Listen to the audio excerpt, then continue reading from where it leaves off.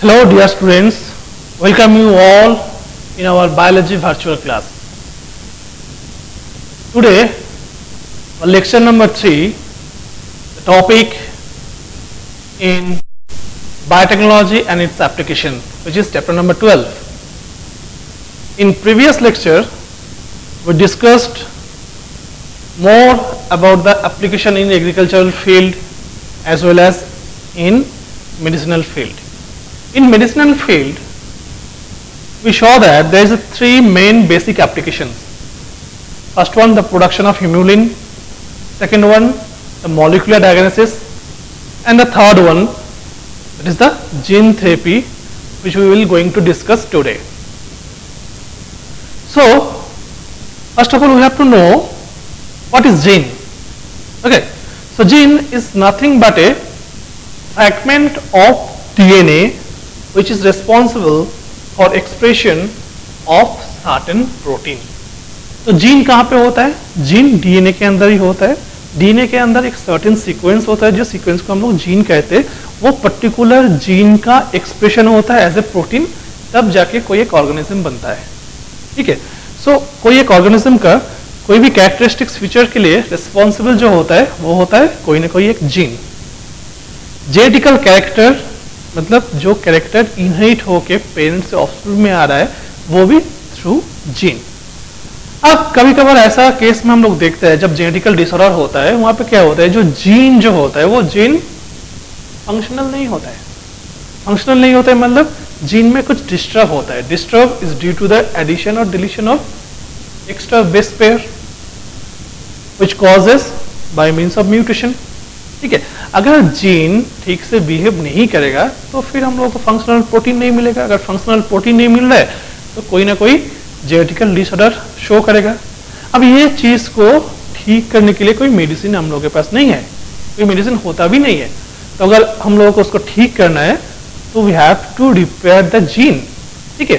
So gene therapy basically it's a phenomenon of introduction of normal functional gene in place of defective gene to cure genetic disorder is called the gene therapy.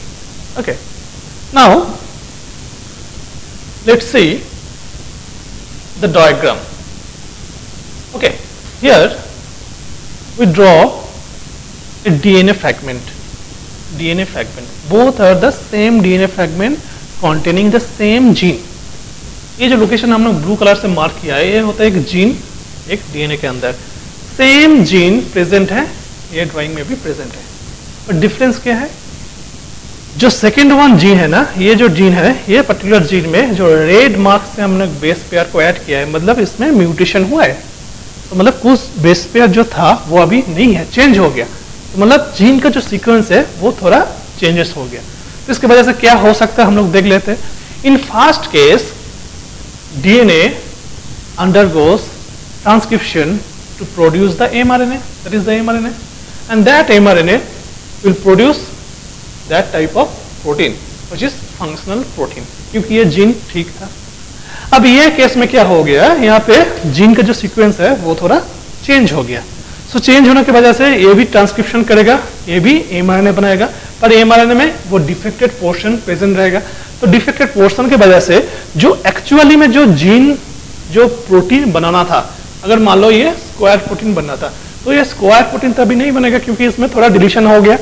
तो ये mRNA जब translation करेगा तब एक triangular shape non functional protein बनाया. ठीक है.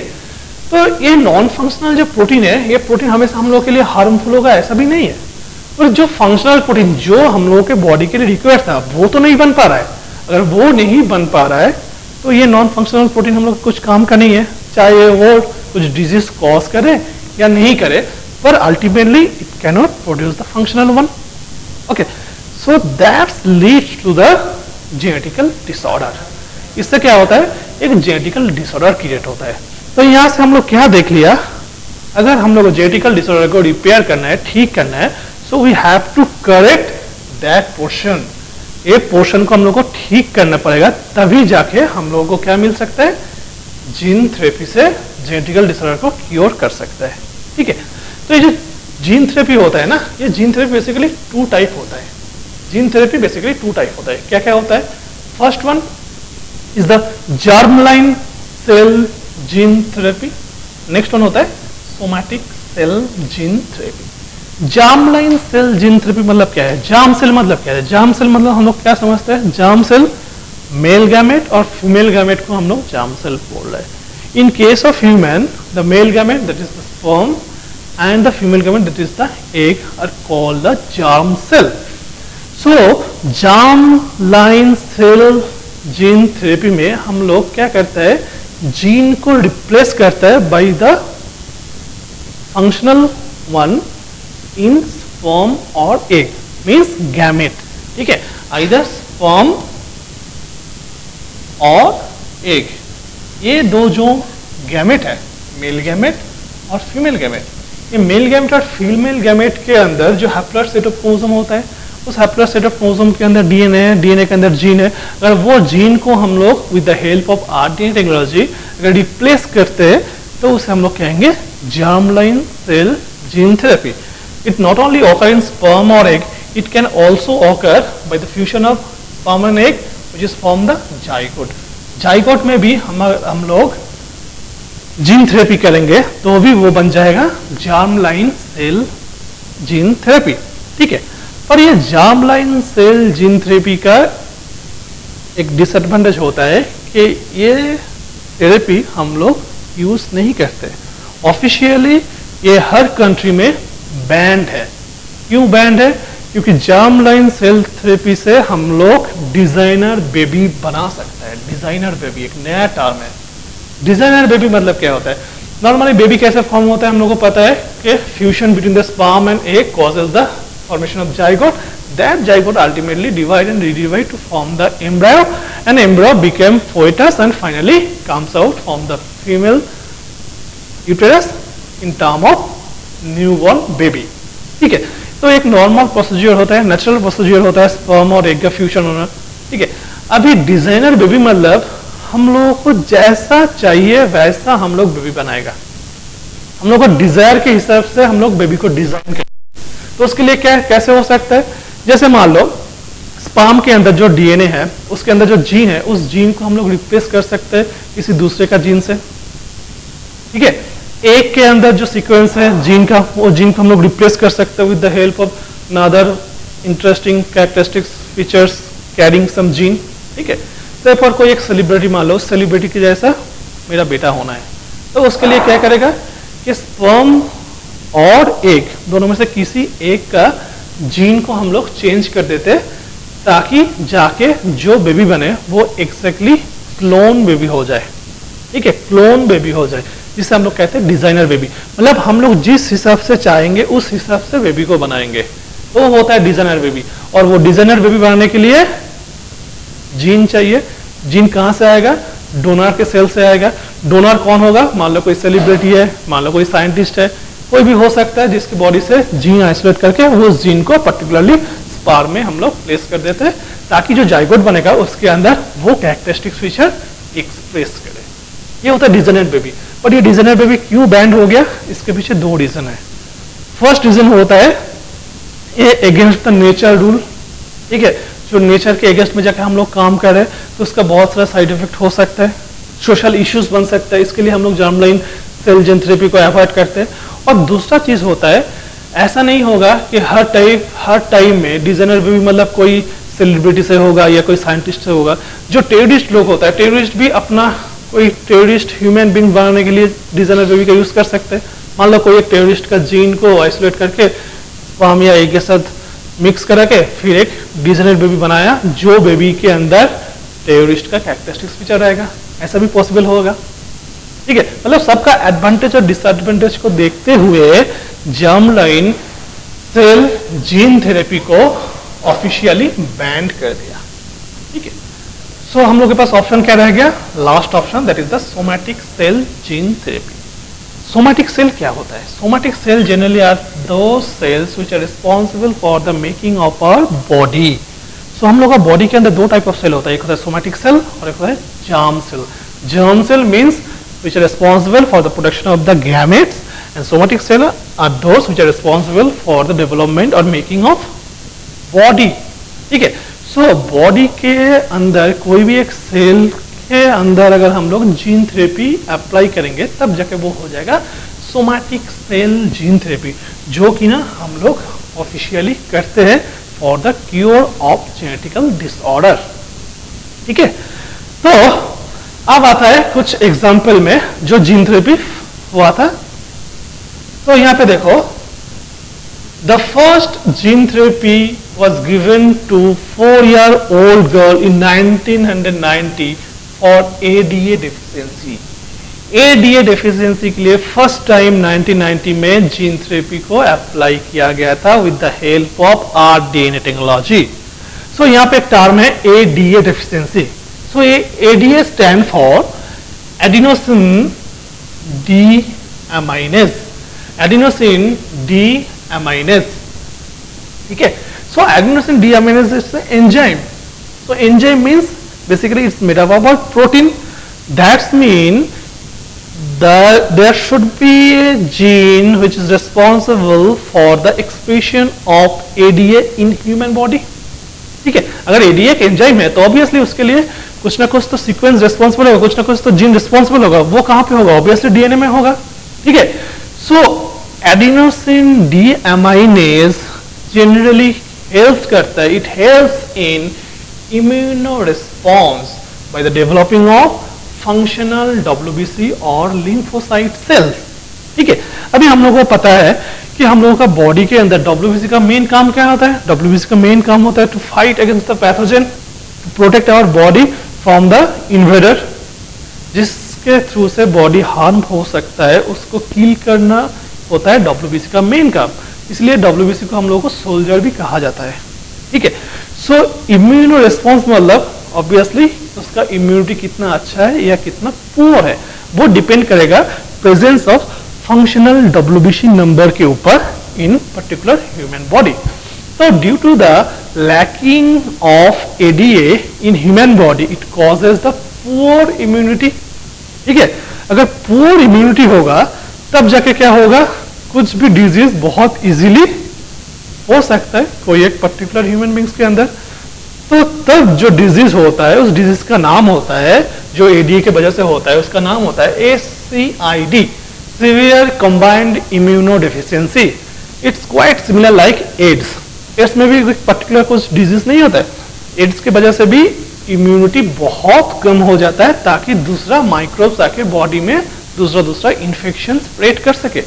ADA के वजह से भी सेम ही होता है, इम्यूनिटी इतना कम हो जाता है ताकि दूसरा माइक्रोब्स अपने हिसाब से ग्रो करके बहुत डिफरेंट टाइप्स ऑफ डिजीज एक साथ स्टार्ट होता है कोई एक ह्यूमन बॉडी के अंदर, जिसके बॉडी में ये पर्टिकुलर एंजाइम का सिक्रेशन कम होता है या होता ही नहीं है। सो ये ADA, adenosine deaminase, it's enzyme. The secretion of enzyme is responsible for its functional gene which is present in the human DNA। ठीक है, अब जो एडीए डेफिशिएंसी जो डिजीज है तो उसका मतलब एक ही होता है कि जितना अमाउंट में एडीए एंजाइम सिक्रेट होना चाहिए था उतना नहीं हो रहा है या बिल्कुल भी नहीं हो रहा है। दोनों केस में ही एडीए डेफिशिएंसी हम लोग बोला जाएगा। ठीक है, ये फर्स्ट टाइम जो जीन थेरेपी हम लोग दिया था 4-year-old गर्ल इन 1990 में, उसके बॉडी में एडीए डेफिशिएंसी था। वो एडीए डेफिशिएंसी को ट्रीट करने के लिए हम लोग जीन थेरेपी यूज किया था with the help of rDNA technology. ठीक है, अब ये rDNA टेक्नोलॉजी के थ्रू से हम लोग कैसे ट्रीट कर सकते हैं एडीए को, वो अभी हम लोग थोड़ा देख लेते हैं। ठीक है, तो यहाँ पे देखो ट्रीटमेंट फॉर एडीए। ठीक है, ट्रीटमेंट दो टाइप्स का ट्रीटमेंट जनरली होता है। First one is the enzyme replacement treatment, जिसका शॉर्ट फॉर्म होता है ERT। इसमें क्या करते हैं हम लोग? We can directly inject the ADA enzyme in the patient body in regular manner. ठीक है, रेगुलर मैनर क्यों? क्योंकि एंजाइम का एक पर्टिकुलर टाइम ऑफ एक्टिवेशन रहेगा, उसके बाद तो वो काम करना बंद कर देगा। तो हम लोगों को एक रेगुलर टाइम इंटरवल में रेडीमेड एंजाइम को बॉडी में इंजेक्ट करना पड़ेगा, जो बहुत कॉस्टली होता है और बहुत एक्सपेंसिव भी है, क्योंकि ये एंजाइम को आइसोलेट करना फिर उसको इंजेक्ट करना बहुत ही प्राइसफुल है।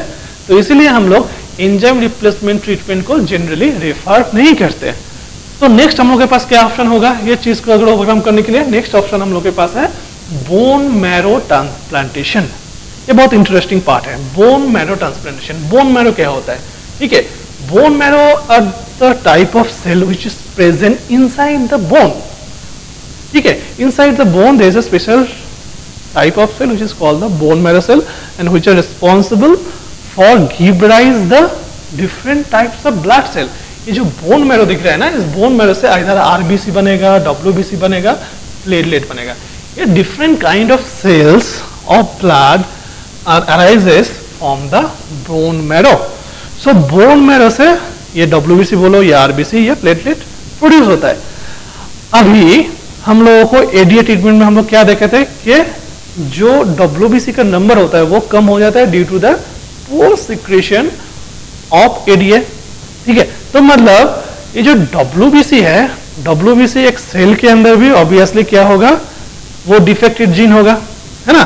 सो हम लोग बोन मैरो ट्रांसप्लांटेशन में क्या करते हैं, बोन मैरो से हम लोग लिम्फोसाइट सेल को पहले आइसोलेट कर लिया। देखो इधर, ठीक है, ये एक मान लो येलो कलर का एक बोन है, बोन के अंदर बहुत ग्रीन कलर का बोन मैरो सेल है और नथिंग बट है डब्ल्यूबीसी और लिम्फोसाइट। ये डब्ल्यूबीसी और लिम्फोसाइट को हम लोग आइसोलेट करके एक कंटेनर के अंदर हम लोग रख दिया, ठीक है। कंटेनर के अंदर रखा मतलब ये कंटेनर में बहुत सारे मीडिया है which is helpful for the division of multiplication of that particular lymphocyte cells. Now that lymphocyte cells contain the defective gene, that one the defective one. Okay. Now we have to replace the defective one with the functional one. For that purpose we use the RDNA technology.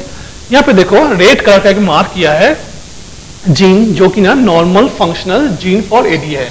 Now that ADA gene should be incorporated into the lymphocyte cell. How is it possible? Obviously with the help of RDNA technology we can easily incorporate that gene in the WBC और lymphocyte।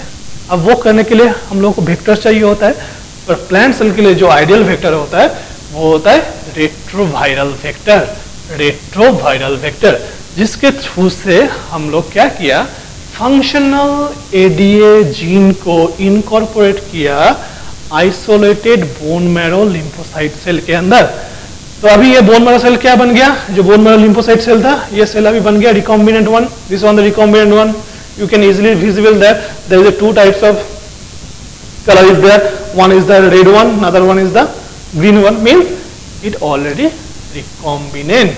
Now that recombinant or modified lymphocyte again we transfer to the bone marrow। ये देखो bone marrow में again हम लोग वही recombinant या modified lymphocyte को transfer कर दिया। तो ट्रांसफर कर देने से क्या हो जाएगा, अभी this modified version of lymphocyte are able to produce sufficient amount of ADA in the body, ठीक है।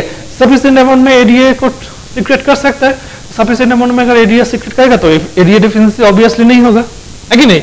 so वो enzyme transplantation method के हिसाब से bone marrow transplantation बहुत effective है, ठीक है। बट इसका भी एक डिसएडवांटेज होता है। डिसएडवांटेज क्यों होता है, क्योंकि ये जो WBC या लिम्फोसाइट जिसको हम लोग मॉडिफाई किया है इधर, जिसको हम लोग मॉडिफाई किया है, ये सेल का भी एक लाइफ स्पेन होता है। हम लोगों को पता होता है कि WBC का लाइफ स्पेन कितना होता है। तो एक सर्टेन टाइम के बाद ये सेल तो मर जाएगा। तो ये सेल मर जाने के बाद ऑब्वियसली नया सेल जब बनेगा बोन मैरो के अंदर वो डिफेक्टेड वन ही बनेगा। तो मतलब क्या है, बोन मैरो ट्रांसप्लांटेशन भी एक परमानेंट क्योर का ऑप्शन नहीं है, इसमें भी हम लोगों को रेगुलर इंटरवल में बोन मैरो ट्रांसप्लांटेशन करना पड़ेगा। पर एक एडवांटेज है over the enzyme treatment, enzyme replacement treatment, वो है कि एंजाइम रिप्लेस ट्रीटमेंट में अगर बहुत कम टाइम के अंदर से, फॉर एग्जांपल मान लो at the interval of 1 month you have to inject the enzyme, pure enzyme in the patient body. But in case of the bone marrow transplantation you can transplant the bone marrow at the interval time of 1 year। मतलब क्या, time duration बहुत बड़ा हो गया। तो ये bone marrow transplantation के through से भी हम लोग एडीए को, डेफिशिएंसी डिजीज को हम लोग ट्रीट कर सकते हैं। But this two methods are not permanent solution for that disease, ठीक है। पर bone marrow transplantation much more effective than the enzyme replacement treatment. तो ये बोन मैरो ट्रांसप्लांटेशन से भी अगर नहीं हो रहा है, एंजाइम ट्रीटमेंट से भी नहीं हो रहा है, तो हम लोग जेनेटिकल डिसऑर्डर को कैसे ट्रीट करेंगे, कैसे इसको ट्रीट कर सकते हैं? तो इसको ट्रीट करने के लिए हम लोग के पास एक ही ऑप्शन है। वो क्या ऑप्शन है? अगर हम लोग ये पर्टिकुलर एडीए जीन को अगर हम लोग इनकॉर्पोरेट करेंगे एम्ब्रायनिक स्टेज में, अर्ली एम्ब्रायनिक स्टेज में, if we have to incorporate the gene in the cell of early embryonic stage में अगर हम लोग वो जीन को with the help of RD technology अगर इनकॉर्पोरेट कर देंगे, तब जाके कोई प्रॉब्लम नहीं होगा। सो अर्ली एम्ब्रायनिक स्टेज क्यों लिखा है? देखो, जब हम लोग ह्यूमन रिप्रोडक्शन पढ़ा था, वहां पे बहुत सारा स्टेप्स था। उसमें एक स्टेप्स था गैस्ट्रुलेशन, जिसके बाद आता है ऑर्गेनोजेनेसिस। तो गैस्ट्रुलेशन में क्या होता है कि सेल के पास एक सिग्नल आता है, you have to prepare skin, you have to prepare brain और different organ or different tissue. Before gastrulation, the embryo contain many cells which are not characterized by the function, by their role for the preparation of different types of organ or tissue. So before gastrulation, वो embryonic stage में, जबकि cell को ये पता नहीं है कि वो सेल क्या बनाएगा, कौन सा ऑर्गन बनाएगा, उसी टाइम में अगर हम लोग ये रिकॉम्बिनेंट टेक्नोलॉजी के थ्रू से फंक्शनल एडीए जीन को इनकॉर्पोरेट करा देगा कोई एक सेल के अंदर, तब जाके वो सेल ऑटोमेटिकली मल्टीप्लिकेशन करेगा, मल्टीप्लिक डिवीजन करेगा। तो करते करते फाइनली जितना सारा सेल बनेगा, सब सेल के अंदर फंक्शनल जीन प्रेजेंट होगा फॉर एडीए। तो ऐसा केस में हम लोग परमानेंट क्योर कर सकते हैं। पर ये थियोरेटिकली जितना इजी है, प्रैक्टिकली उतना ही टफ चैलेंज होता है फॉर द साइंटिस्ट और रिसर्च स्कॉलर्स, क्योंकि एम्ब्रायनिक स्टेज में जाके उस सेल के अंदर फंक्शनल जीन को इनकॉर्पोरेट करना ये कोई छोटी सी बात नहीं है। ये बहुत टफ जॉब होता है साइंटिस्ट के लिए। पर हाँ, ये एक ऑप्शन है, अगर ये पॉसिबल होगा, so we can easily cure the genetical disorder like ADA treatment. ठीक है, सो एडीए ट्रीटमेंट हम लोग दो टाइप से कर सकते हैं। जो 4 ईयर ओल्ड गर्ल के अंदर एडीए ट्रीटमेंट हुआ था, वो हुआ था बोन मैरो ट्रांसप्लांटेशन के थ्रू से। पर बोन मैरो ट्रांसप्लांटेशन थ्रू से भी वो परमानेंट क्योर नहीं हो पाया था, क्योंकि इसका डिसएडवांटेज अभी हम लोग देख लिया। ठीक है, पर बोन मैरो ट्रांसप्लांटेशन में हम लोग देख लिया कि आरडीएनए कैसे हेल्प कर रहा है रिकॉम्बिनेंट या मॉडिफाई लिम्फोसाइट बनाने के लिए। ठीक है, सो ये है बेसिकली जीन थेरेपी, जो कि ना बहुत ही एक इमर्जिंग टॉपिक है in modern aspect of life science, जिसमें बहुत सारा स्कोप है पढ़ने के लिए, जानने के लिए, प्रैक्टिकली एक्सपीरियंस करने के लिए।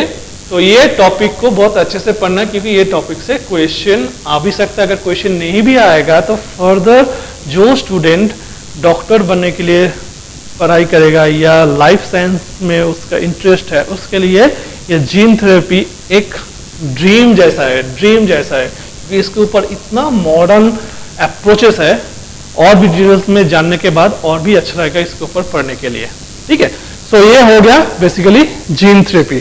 So the definition of gene therapy, you should remember, it's a phenomenon of introduction of normal functional gene in place of defective gene to cure genetic disorder is called the gene therapy. ठीक है, सो आज हम लोग ने rDNA का application in the medicinal field में जो 3 main application था वो कंप्लीट कर लिया।